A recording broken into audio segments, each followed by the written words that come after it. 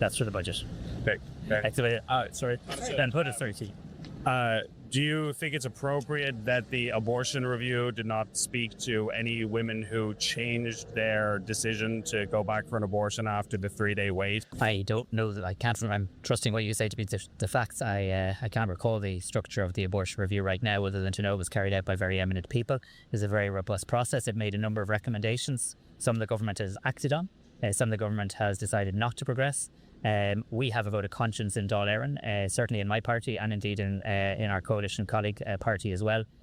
People in Fine Gael were free to vote whichever way they wished last week. I was very clear on that, and they did just that. So people always have to use their conscience in relation to these matters. Notice the immediate structural defence mechanism, the Amnesiac delegation.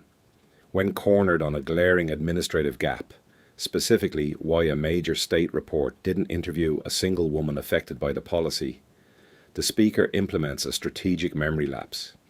By claiming he cannot recall the precise architecture of the review, he puts up a protective buffer, while simultaneously shifting the moral weight to anonymous eminent people, so he doesn't have to defend the math himself.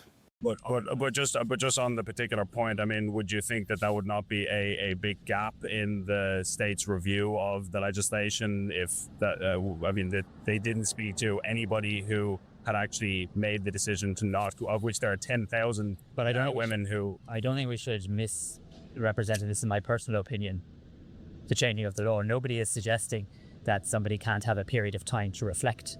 The debate and the question is whether that should be in statute.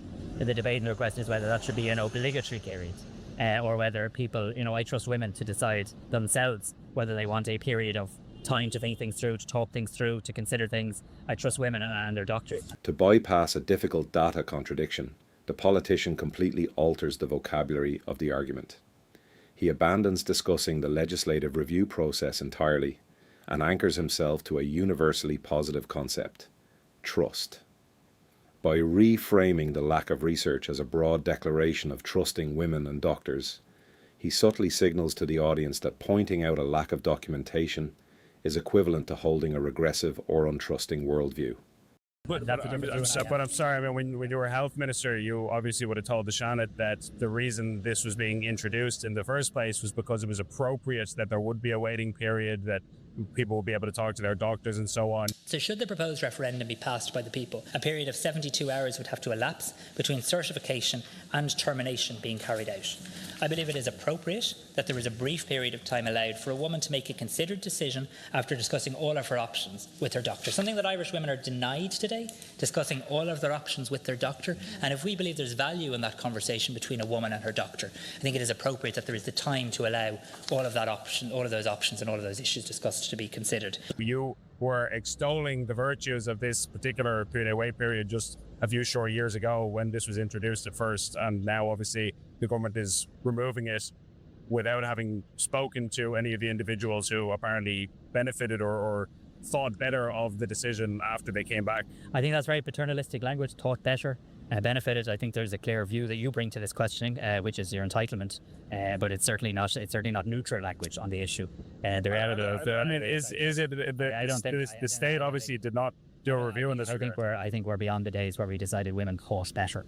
I trust women in relation to these matters. Caught in a flat contradiction by his own past speeches as health minister, the Speaker launches a calculated counter-offensive.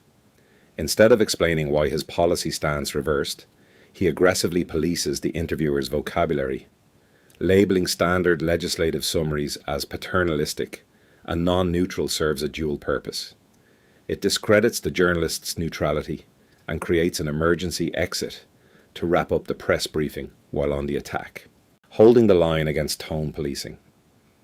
In the final frames, the Speaker attempts to completely escape the contradiction by claiming the phrase "thought better of" is non-neutral. Dictionary frameworks define the idiom "think better of" simply as to reconsider a choice. By allowing the politician to police standard vocabulary, the press loses the frame. To hold the line, the journalist must cut through the indignation. Minister, that language is standard terminology for a legislative shift. Setting aside the vocabulary, why did you champion a mandatory 72-hour pause in 2018 as a safety measure, but now support its removal without reviewing data from the women who went through it.